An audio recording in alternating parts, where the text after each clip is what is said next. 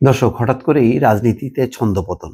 যে ধরনের ঐক্যের কথা বলা হচ্ছিল, ঐক্যবদ্ধভাবে ঘোষণাপত্র প্রকাশ করা হবে, সম্ভবত সেই জায়গায় বড় ধরনের একটি ছন্দপতন ঘটেছে, অথবা বলা যায় একটা বিচ্ছেদের সুর ধ্বনিত হয়েছে। যদিও বিএনপি জামাত গেছে, কিন্তু তাদের অংশগ্রহণ ছিল অনেকটা প্রতীকী। যেমন বিএনপি সালাউদ্দিন আহমেদ স্থায়ী কমিটির একজন সদস্যকে পাঠিয়েছে, জামাত একটু গুরুত্ব দিয়েছে, সেক্রেটারিকে পাঠিয়েছে গোলাম পারোয়ার, বাকিরাও কিন্তু টুকটাক করে প্রতিনিধি পাঠিয়েছে। ঠিক যেই ধরনের আওয়াজ তোলা দরকার ছিল যৌথ ঘোষণাপত্র, তেমনটা কিন্তু হয়নি। তার মানে ইতিমধ্যেই একটা অনৈক্যের সুর ধ্বনিত হয়েছে ভালো মতোই। হয়তো সেটা প্রধান উপদেষ্টা ডক্টর মোহাম্মদ ইউনূসও টের পেয়েছে। একটি ঘটনা বলি যে বাম গণতান্ত্রিক জোট রাজনীতিতে প্রধান কোনো নিয়ামক শক্তি না, কিন্তু তারপরেও তাদের একটা দীর্ঘ ঐতিহ্য আছে, ফলে তাদেরও একটা অংশগ্রহণ এখানে অপরিহার্য ছিল। কিন্তু দেখা যাচ্ছে যে বাম গণতান্ত্রিক জোটের অনেকগুলো দল যায়নি। সিপিবি আনুষ্ঠানিকভাবে বলেছে যে তারা এটাতে যাবে না। কেন যাবে না?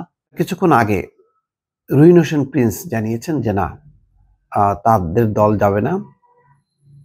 সাধারণ সম্পাদক সিপিবির তিনি বলছেন যে আজ 16ই জানুয়ারি বেলা 1টা 29 মিনিটে বাংলাদেশ কমিউনিস্ট পার্টির সাধারণ সম্পাদকের ফোনে নামবিহীন খুদে বার্তায় পাঠিয়ে আগামীকাল বিকেল 4টায় ফরেন সার্ভিস একাডেমির বৈঠকে দলের পক্ষ থেকে একজন প্রতিনিধি পাঠিয়ে খসড়া ঘোষণাপত্র বিষয়ে আমাদের পর্যালোচনা উপস্থিত করতে বলা হয়।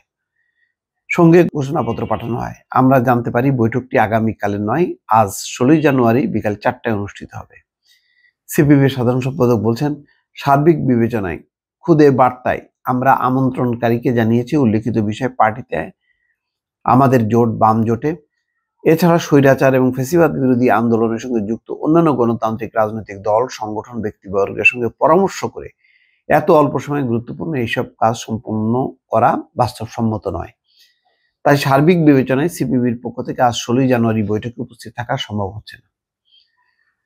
রাজধানীর ফরেন সার্ভিস একাডেমিতে বিকেল 4টা থেকে সন্ধ্যা 7টা পর্যন্ত এই বৈঠক অনুষ্ঠিত হবে। বৈঠকে প্রধান উপদেষ্টা অধ্যাপক মোহাম্মদ ইউনূস এবং 4 জন উপদেষ্টা উপস্থিত থাকবেন বলে সরকারি সূত্রে বলা হচ্ছে। বৈষম্য বিরোধী ছাত্র আন্দোলন এবং জাতীয় নাগরিক কমিটি 31শে জুলাই ঢাকার কেন্দ্রীয় শহীদ মিনারে জুলাই বিপ্লবের ঘোষণাপত্র প্রকাশ করতে চেয়েছিল। এই ঘোষণাপত্র নিয়ে তখন দেশের রাজনৈতিক অঙ্গনে নানা আলোচনা তৈরি হয়। হঠাৎ ঘোষণাপত্রের বিষয়টি কেন সামনে আনা হলো, এর প্রভাব কি হতে পারে তা নিয়ে বিভিন্ন মহল থেকে প্রশ্ন উঠতে থাকে। অন্তর্বর্তী সরকার প্রেস উইং তখন এই উদ্যোগের সঙ্গে সরকারের সম্পৃক্ত না থাকার কথা উল্লেখ করেছিল। অবশ্য পরে 30শে ডিসেম্বর রাতে জরুরি প্রেস ব্রিফিংয়ে প্রেস সচিব জানান, অন্তর্বর্তী সরকারের পক্ষ থেকে জাতীয় ঐক্যমত্যের ভিত্তিতে জুলাই গণঅভ্যুত্থানের একটি ঘোষণাপত্র তৈরির উদ্যোগ গ্রহণ করা হয়েছে। ওই রাতে বৈঠক করে 31শে ডিসেম্বর শহীদ মিনারে জুলাই বিপ্লবের ঘোষণাপত্র দেওয়ার বদলে মার্চ ফর ইউনিটি ঐক্যের জন্য যাত্রা কর্মসূচি ঘোষণা করে বৈষম্য বিরোধী ছাত্র আন্দোলন ও জাতীয় নাগরিক কমিটি। ওই কর্মসূচি থেকে জুলাই ঘোষণাপত্র প্রকাশের জন্য অন্তর্বর্তী সরকারকে 15ই জানুয়ারি পর্যন্ত সময় বেঁধে দেওয়া হয়। ওই সময়সীমা শেষ হওয়ার পরদিন আজ বৃহস্পতিবার জুলাই গণঅভ্যুত্থানের ঘোষণাপত্র চূড়ান্ত করার লক্ষ্যে বিভিন্ন রাজনৈতিক দল অংশীজনের সঙ্গে প্রধান উপদেষ্টার নেতৃত্বে এই বৈঠক হচ্ছে। কিন্তু এই বৈঠকে সিপিবি নেই, বিএনপি আসবে কি আসবে না এরকম মতদ্বৈততা ছিল তাদের মধ্যে।